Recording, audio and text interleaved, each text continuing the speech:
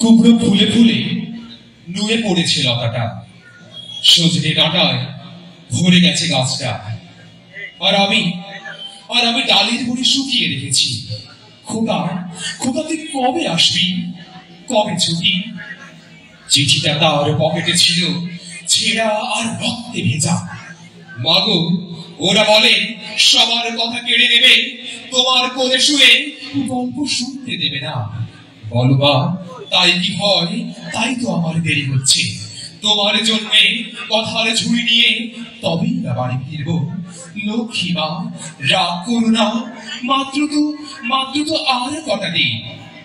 পাগল ছেলে, ও পড়ে আর হাসে, তোর উপরে রাগ করতে পারি?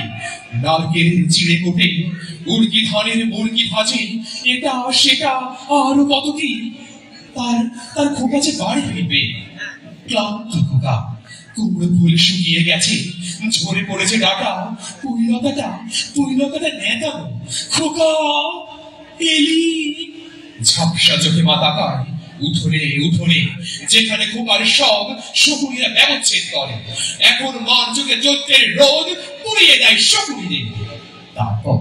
তারপরে দাওয়ায় বসে মা আবার ধান ভারে, বিন্নি ধানের খই ভাজে।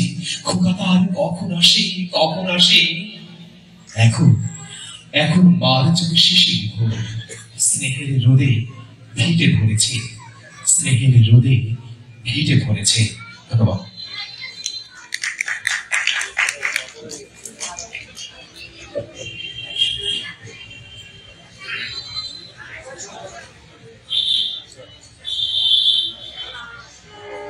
স্রোত হুসিনী নদী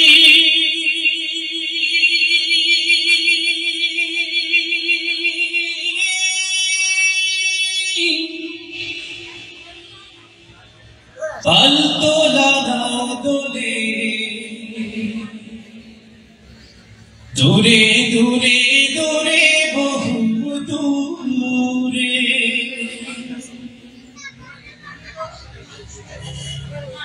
স্রোত হুসিনী নদী পালতোলা দোলে, দূরে দূরে দূরে বহু দূরে।